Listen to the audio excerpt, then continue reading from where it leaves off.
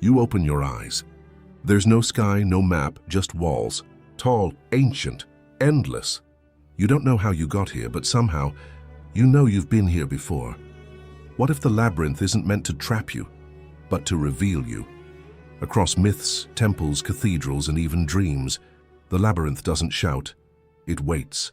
A quiet shape that draws you in, winding through fear, memory, confusion, towards something you didn't know was missing. This isn't about escaping. It's about confronting what waits at the center, because every twist, every turn is a reflection of something inside. And maybe the real monster isn't what you find at the end, but what you've been avoiding along the way. If you're drawn to ancient stories that still speak to the soul and the symbols that guide us through the dark, subscribe. This is Beyond Mythology. Long before the word labyrinth appeared in self-help books or spiritual retreats, it was a trap, a deadly maze designed to hold something no one wanted to face. In the Greek myth, King Minos commands the craftsman Daedalus to build a structure so complex no one could escape. At its center, a creature waits, the Minotaur, half man, half beast, born of secrets and shame, hidden from the world, but never gone. When Theseus enters the labyrinth, he's not just fighting a monster, he's confronting what everyone else avoids. Ariadne gives him a thread, a simple line that connects him back to the beginning, but symbolically, it's much more. She is intuition, the forgotten wisdom that leads us through the dark. Some say she represents the soul. Others, the feminine principle exiled in a culture obsessed with control. Either way, she's the key. And like many keys in myth, she's often left behind. And the Minotaur? It's the part of us we'd rather exile, the shadow we deny but can't escape. This pattern isn't just Greek. In medieval cathedrals like Chartres, labyrinths were carved into stone floors, not to get lost in but to walk slowly, as a kind of moving meditation. A sacred path winding inward toward silence. In the East, Tibetan mandalas follow the same logic. From the outer gates to the center, every step reflects a stage of consciousness, a ritual of inner return. Even ancient Egypt had its version. Herodotus once described the labyrinth of Hawara as more impressive than the pyramids, a vast sacred complex that some believe never existed, and others believe was deliberately buried. And then there's Daedalus himself, the one who built the maze, the one too clever for his own good. He's not just an inventor, he's us, the mind that builds the labyrinth of thoughts, fears, defenses, and then wonders why it feels trapped. In every culture, the labyrinth survives, not because we love to get lost, but because something essential waits to be found. Most people think a labyrinth is a puzzle, something to solve. Find the trick, spot the pattern, reach the exit. But real labyrinths don't work like that. They aren't designed to confuse. They're designed to transform. There's only one path, no dead ends, no forks. You walk, you turn, you trust, and the path takes you inward. Unlike a maze, which tests the mind, the labyrinth tests something deeper. It doesn't ask for intelligence, it asks for presence. It invites surrender. And that's exactly what most of us resist. We crave shortcuts, signs, logic, guarantees. But the inner path has none. It spirals through memory, resistance, contradiction. It reveals everything you've hidden and nothing you expected. At first, walking feels aimless, but with each turn something shifts. Thoughts slow down, breath deepens, the repetition becomes rhythm, and in that rhythm something sacred opens. The path begins to feel alive. It mirrors your state. Walk with fear, and the walls feel tighter. Walk with trust, and the silence becomes soothing. The turns aren't mistakes, they're metaphors. We revisit old wounds, repeat old stories, different faces, same fears, again and again, until the pattern is seen for what it is, a call to stop running. In Jungian terms, the center of the labyrinth is the self, not the mask we wear, but the still point beneath it, the unchanging, unperforming core. But reaching that place isn't triumph, it's death, soft but total, the unraveling of ego, the collapse of control, the grief of letting go of who we thought we were. There is no treasure at the center, no final answer, only silence. And maybe the first honest breath. Because the labyrinth isn't about finding the way out, it's about learning to stay in, to stand still, to feel. But the stillness doesn't last. Something stirs. Not a riddle, not a lesson, something with breath and weight and eyes. The next step is no longer symbolic. It's alive. It has breath and weight and eyes. The next step is facing him. At the center of the labyrinth there's no light, no guide, only breath, deep, slow, and not your own. The Minotaur waits. But who, or what, is he? Not just a monster, not just a punishment from the gods. He is the secret we bury in the center of ourselves. The wound we pretend isn't there, the rage we've never voiced, the shame we learn to carry in silence. He is fear with a face, and that's why we build labyrinths around him. In the myth, the Minotaur was born from a union that defied natural law. Hidden in a prison beneath the palace, a living reminder of what couldn't be spoken. And that's how shadows are formed, from everything we silence to keep the story clean. But the Minotaur doesn't vanish. He waits, he feeds, he grows stronger in the dark. You can't kill the Minotaur without understanding him, because he's not your enemy. He's your reflection. Distorted, yes, but still you. He holds the things we rejected too early, the feelings we were punished for having, the instincts we were told were dangerous, but also the vulnerability we never protected, the longing we buried so deep, it turned into anger.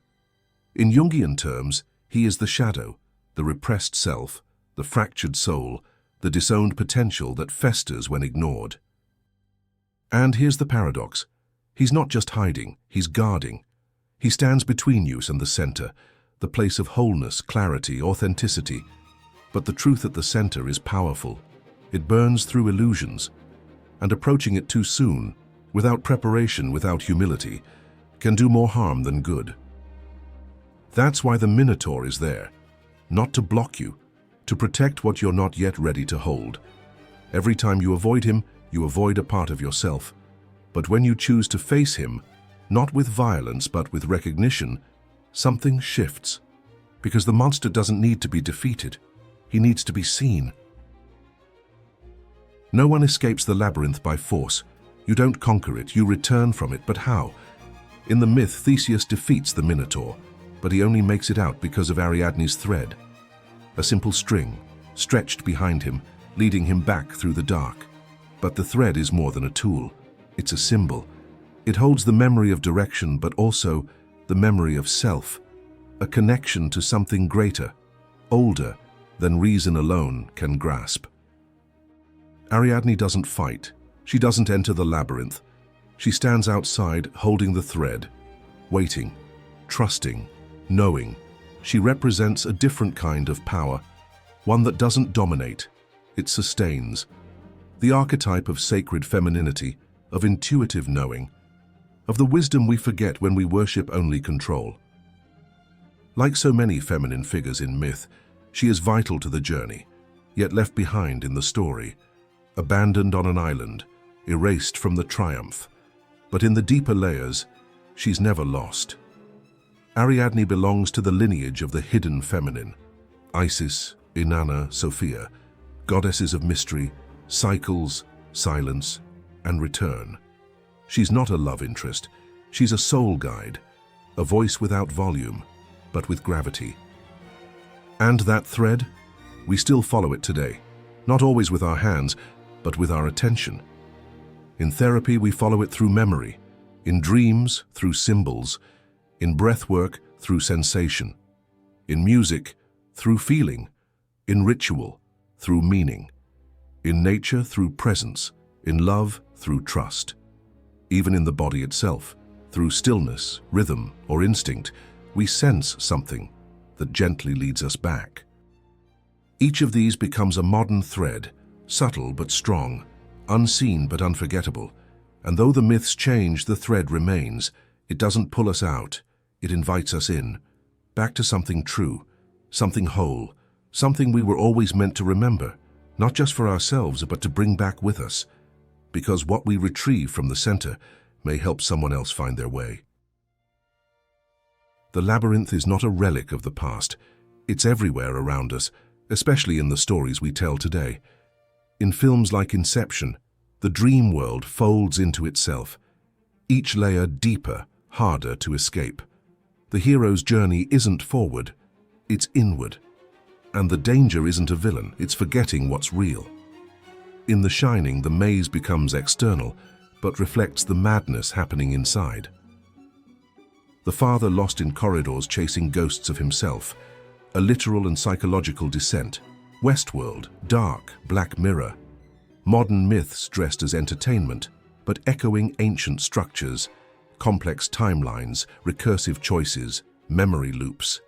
They don't just confuse, they reveal a deeper truth.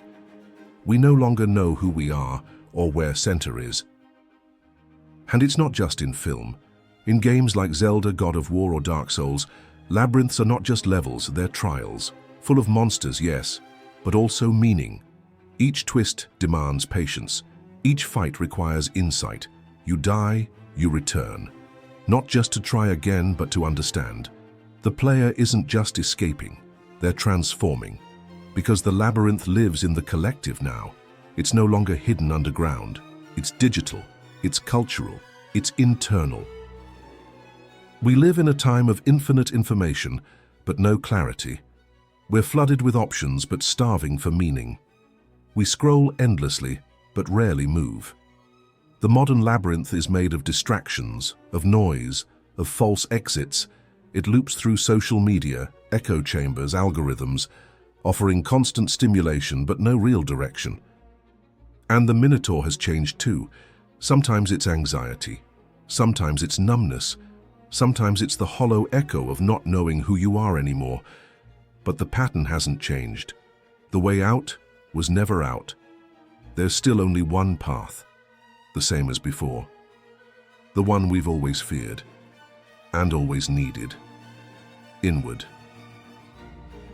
Every real journey passes through a labyrinth, not just once, but again and again.